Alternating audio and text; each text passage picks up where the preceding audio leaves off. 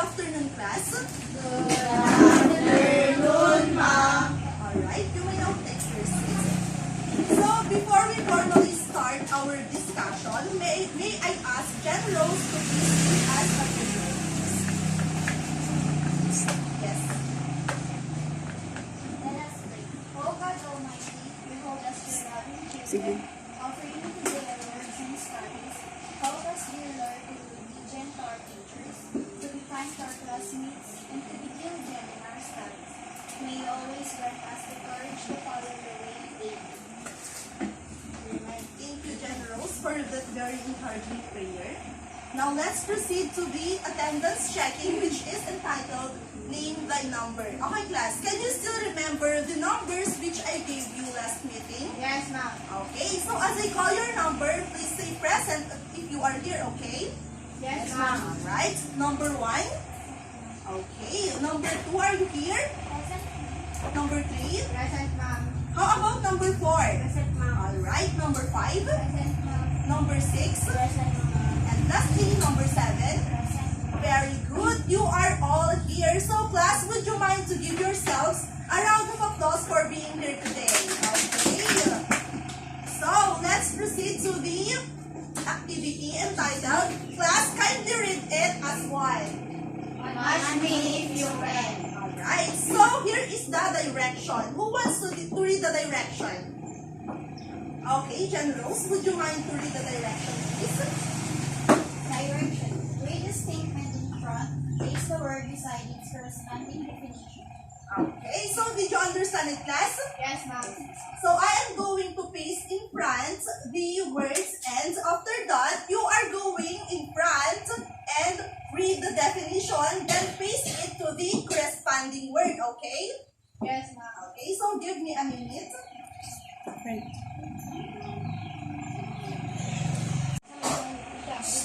class, so are you ready? Yes, ma'am. Alright, so who wants to come in front first and do the honor to answer?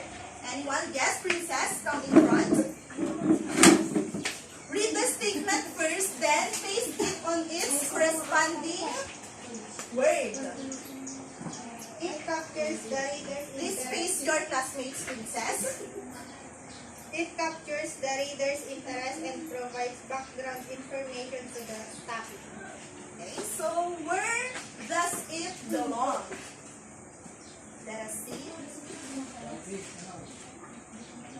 Okay. So, how about the next word, which is body? Alright? Yes, Jaira? Zaira, rather.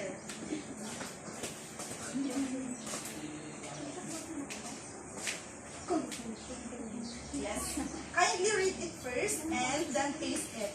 It is where you develop your arguments in detail and you present your evidence and reasoning in order to convince the audience. Okay. So, where does it belong? Okay, let us see later on if you have got it right. How about the third word, which is conclusion? Yes, Jan Rose? It closes the essay and aims to convince the reader that you have covered all the most important arguments about the issue.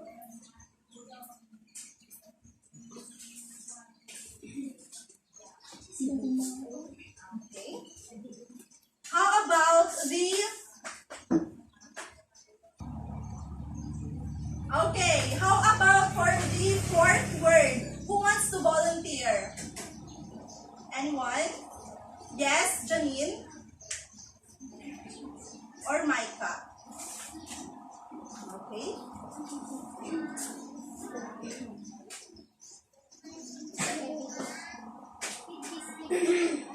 Okay, kindly face your classmates, please, while reading. Typically done by starting the opposing side's argument and then ultimately presenting your argument as the most logical solution. Okay. You did a great job in reading.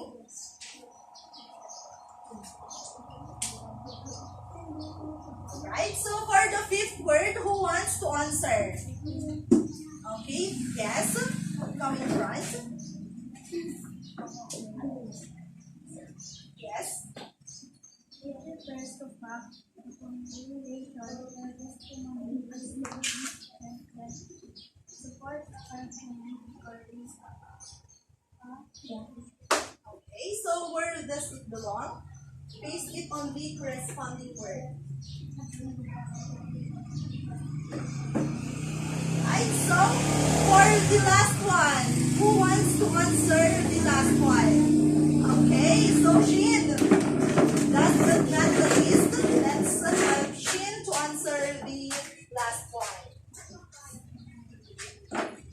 It introduces the reader to the main argument that the will be making about a topic of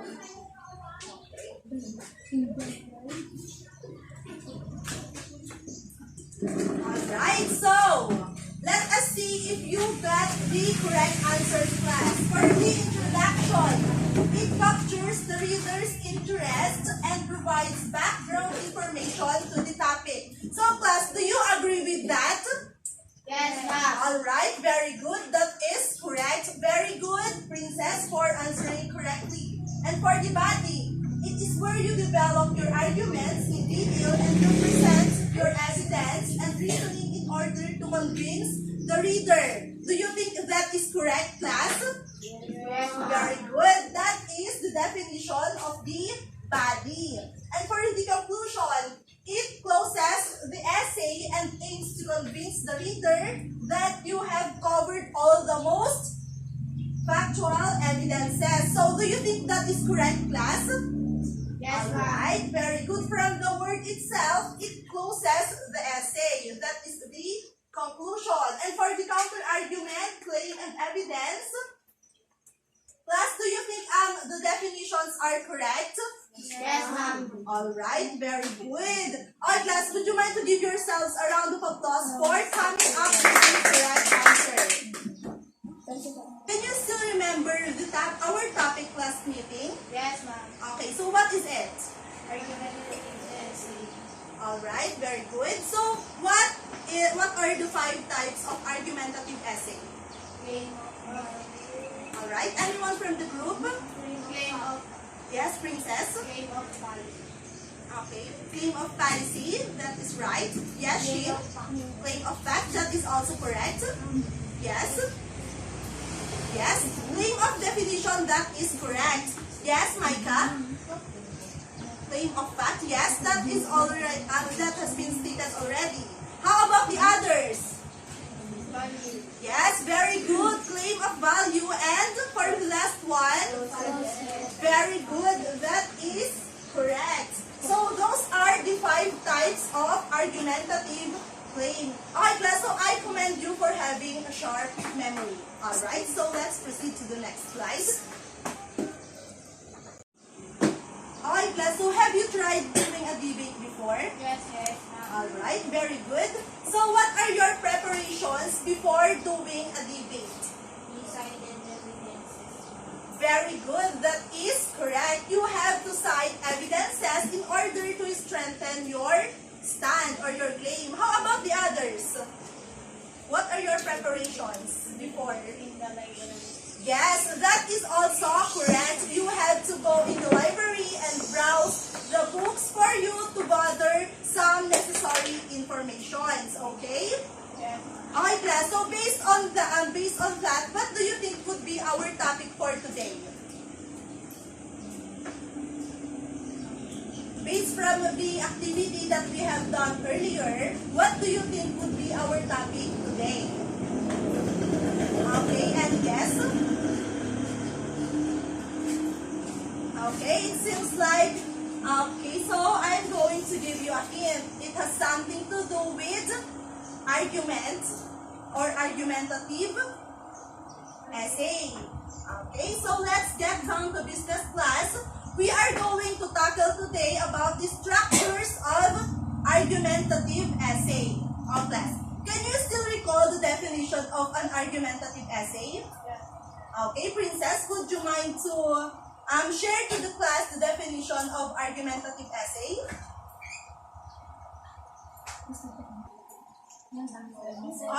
Okay, yes, Princess, would you mind to share it to the class? Okay.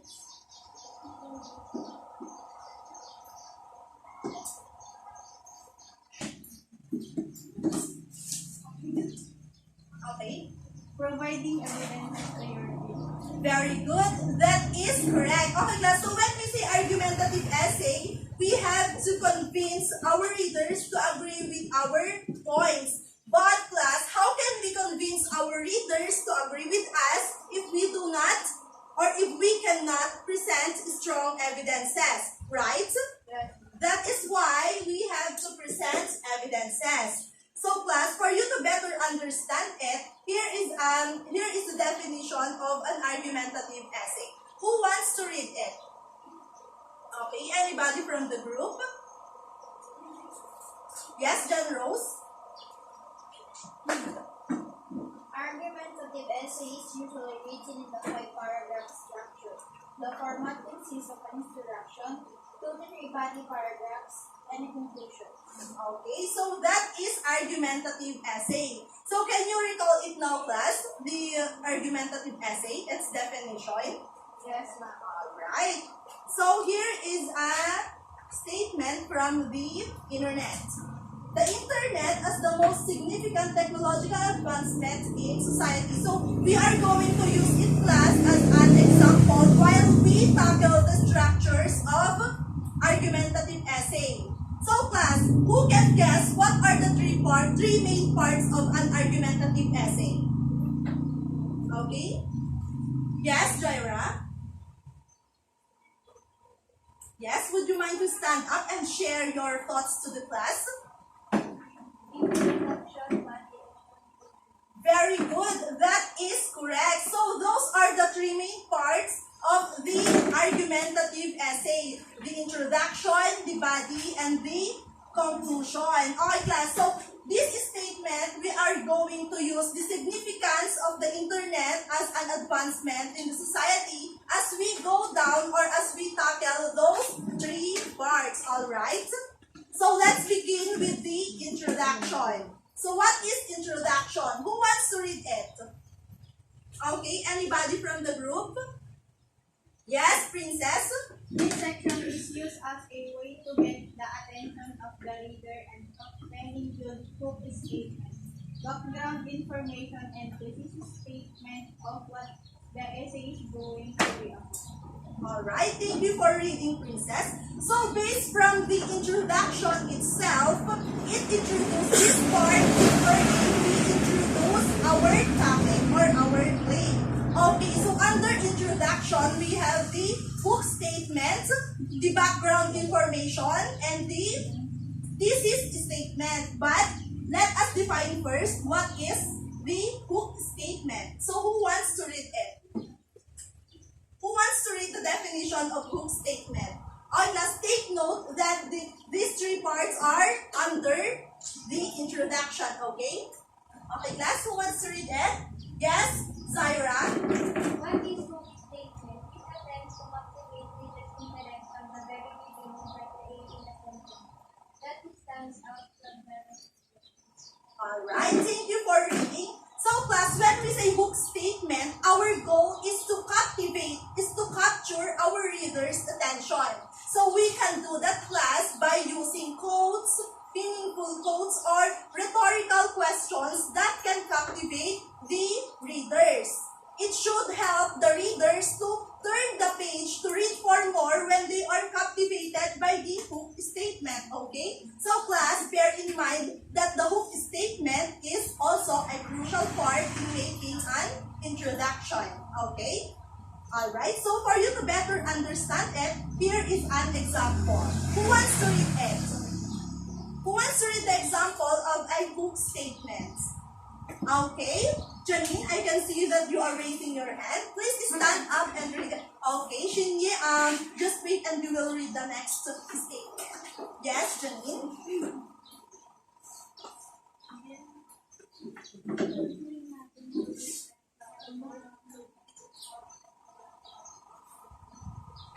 Okay, thank you for reading. Very, the way you read is very pleasing to the ear. Okay, so class, here is the example. Could you imagine how different our world would be without the creation of the internet? So that is that an effective book statement, class? Okay, so if you read this question, this rhetorical question, would it arouse your curiosity to read for more? Okay, class, aren't you curious what would happen if the do you want to know what would be the result if the world, the result of our society without the presence of the internet connection? Okay, class. Without internet connection, you wouldn't be able to communicate with your friends. If you are far away, you wouldn't be able to communicate with your loved ones. You wouldn't be able to video call with your crushes. So, that are the possible instances that could happen when there is no internet connection. So, class, aren't you curious if what could happen if there is no internet connection? Okay, very good. So that is an example of a hook statement. Did you understand it, class? Yes. Alright. At class, by the way, you can also use some meaningful quotes or sayings to captivate the reader's attention, aside from rhetorical questions, okay? Very good.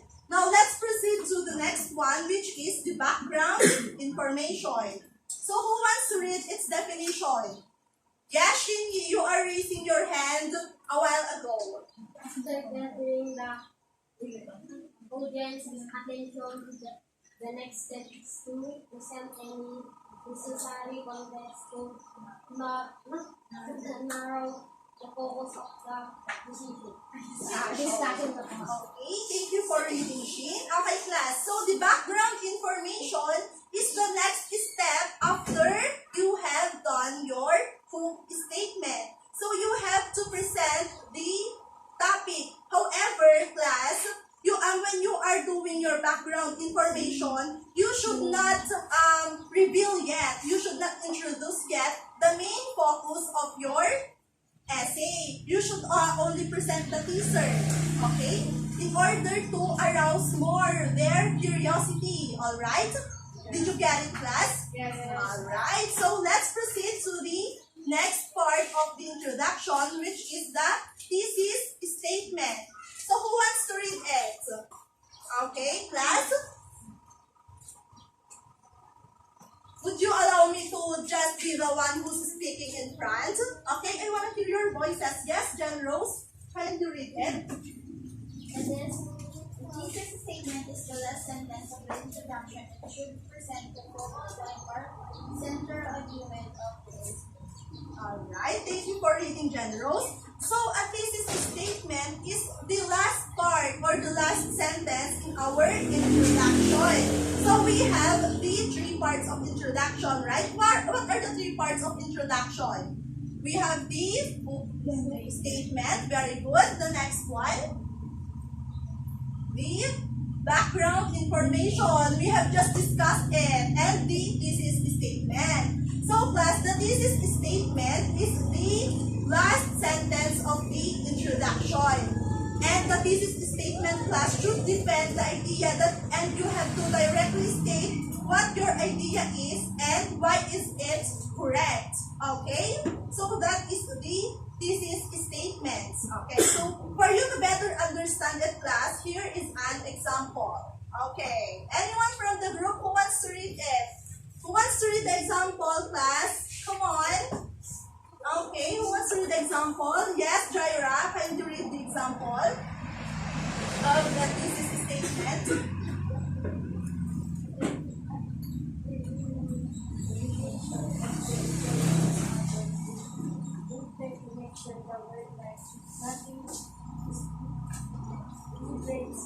For the various of jobs and rules that the majority of the world's population. Okay, thank you for reading, Jaira. So based on the example class, we can see that the thesis statement, in thesis statement class, your goal is to defend your ideas by presenting evidences and reasoning in order to back it up. You have to make your readers believe that the one that you are fighting for, the one that your stand or your point is correct. Okay? You have to convince them to agree with you, even if it is only in the introduction part. Okay? Did you understand it, class? Yes, ma'am. Very good. Okay, now let's proceed to the next part of our argumentative essay, which is the body. Who wants to read the definition of the body paragraph? Yes, Princess? A typical argumentative essay comprises 3 or more paragraphs that explain the reasons why you support your thesis. Each body paragraph should cover a different idea or piece of evidence that contains a topic. Alright, thank you for reading, Princess. So class, the body of an argumentative essay is used to present the initial argument along with any facts or data that support it. And by the way, class, there is in every paragraph of the body, there should be a topic sentence. So speaking of a topic sentence, class, let's define it for you to have an understanding about it. So what is a topic sentence? Yes, Janine?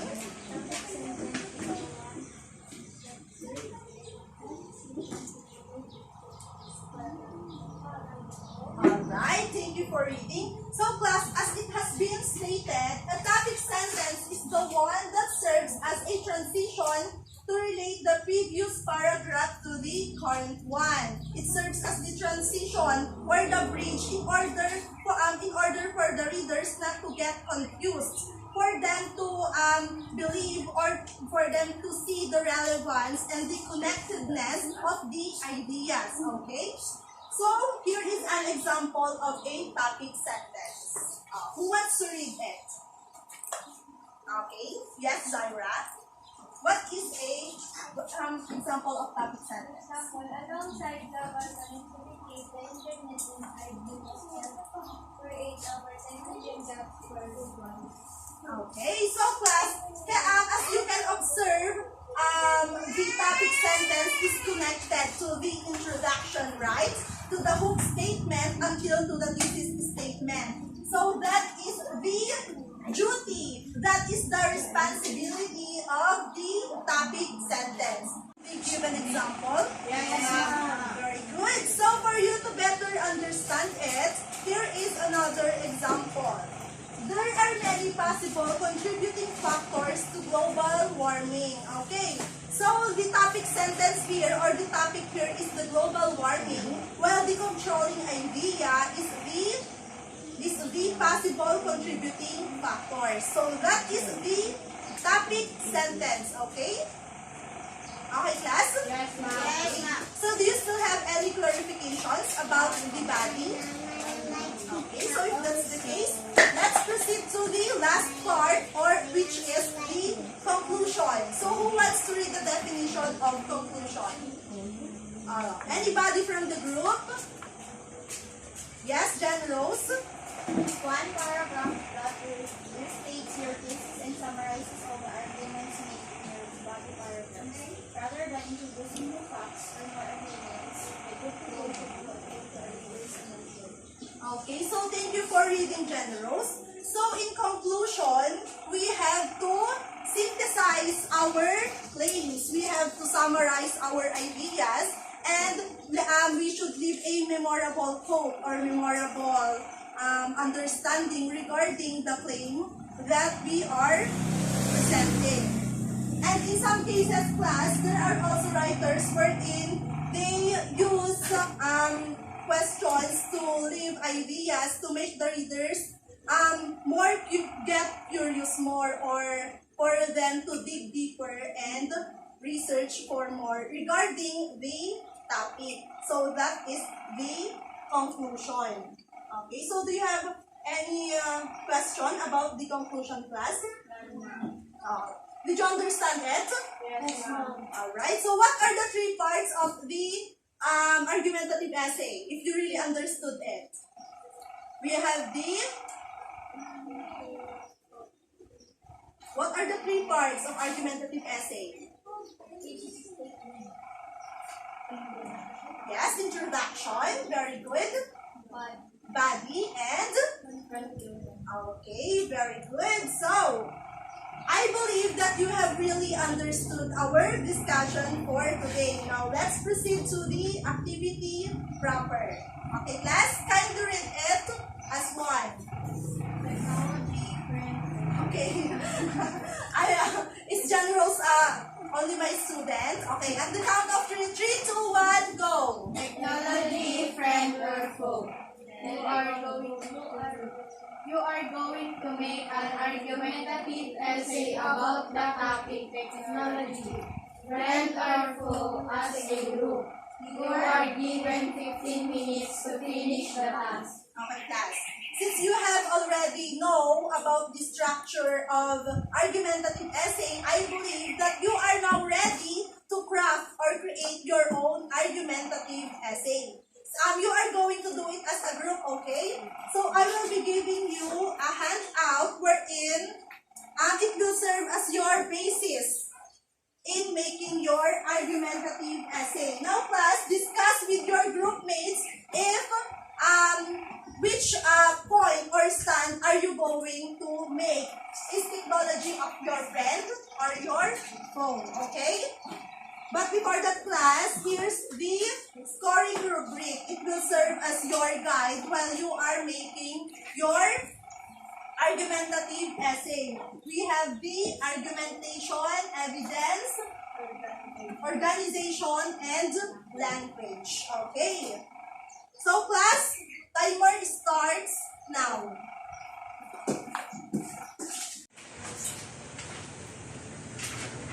Okay, class. Have you decided already?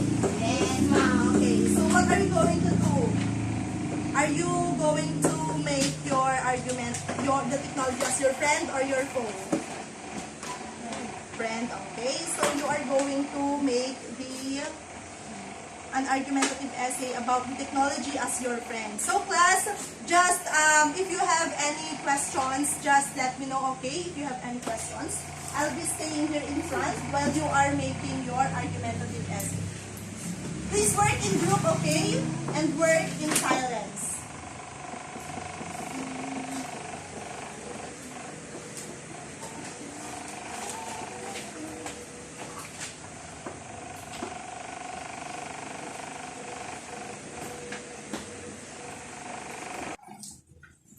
Okay, class? 15 minutes is over. Are you done writing your argumentative essays? Yes, ma'am. Okay, so I'm going to collect it now. And after checking class, I am going to let you read the argumentative essay tomorrow. And I'm going to comment about your output. Alright? Okay, so let's proceed to the next part of our lesson. Let's do a recap. So class, what is our discussion all about earlier? It's all about the Argumentative. yes, very good. It's all about argumentative essays. And what are the three parts of an argumentative essay? Okay, Jan Rose. The three parts of an argumentative essay is introduction, body, and conclusion. Okay, very good. Those are the three parts of argumentative essay. Okay, class. So under the introduction, what are those three parts that it should consist? Anyone from the group? Yes, Princess? Statement. Okay. Background. Yes, background information. This is Statement. Alright, very good, Princess. That is correct. Okay, class. So when we are making an argumentative essay, we should bear in mind those parts in order to come up with a sound essay. Okay, class. So why is it important, class, to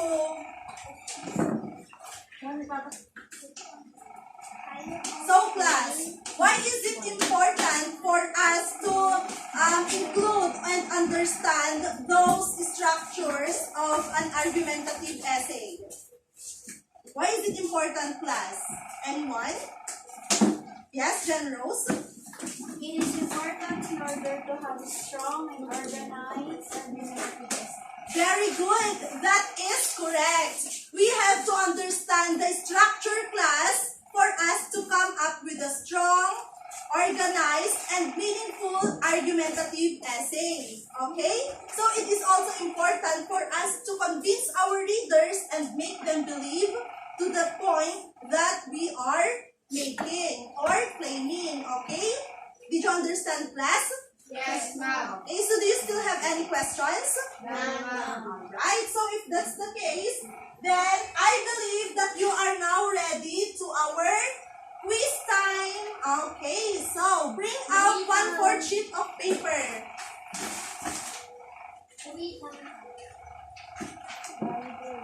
Class, so are you ready? Yes. Okay, so number 1. It consists 3 or more paragraphs that explain the reasons why you support your thesis.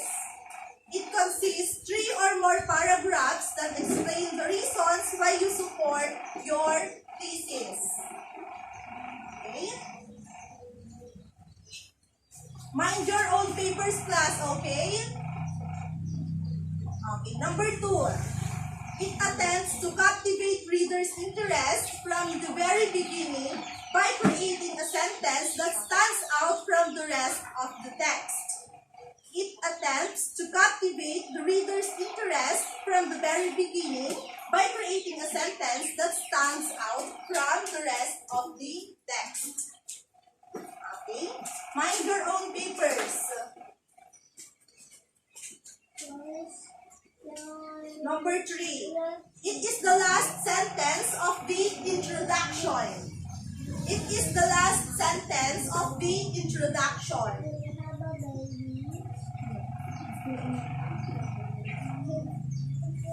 Number 4. It serves as a transition to relate the previous paragraph to the current one. It serves as a transition to relate the previous paragraph to the current one. And number 5, it restates your thesis and summarizes all the arguments made in your body paragraphs. It restates your thesis and arguments and summarizes all the arguments made in your body paragraphs. Okay, class, are you done? Are you done answering, class? So let's proceed to the next part. For 5 points, class, create a hook statement about the social issue. Should students be taught comprehensive sex education? Okay? Only 1 sentence, okay, from the hook statement only. Should students be taught with comprehensive sex education? Only 1 hook statement, okay? 1 sentence only. It's either be a rhetorical question or a meaningful quote that is related to the topic. Okay, I can see that Jen Rose is already done answering. How about the rest? Okay, class, let me know if you are done.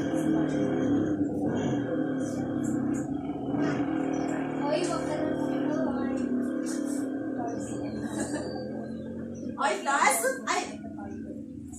since Shin is already happy and he is already laughing, I believe that you are already done. So here's your assignment, class. Please copy your assignment. But before that, class, I'm going to collect your quizzes first. Okay, class? I will announce your scores next meeting, and the one who got the highest score will have a treat from me, an exciting treat. Okay, so brace yourselves. So class, copy your assignments now, and or you can also take a picture of it for it to be more convenient.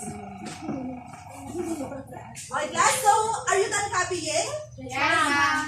Okay, so do you still have any questions doubts or clarifications? Okay, so if that's the case, then let's call it a day. Class, but before you play go, clean as you go, rather. Okay? Please pick up the small pieces of paper. Okay, very good. So, goodbye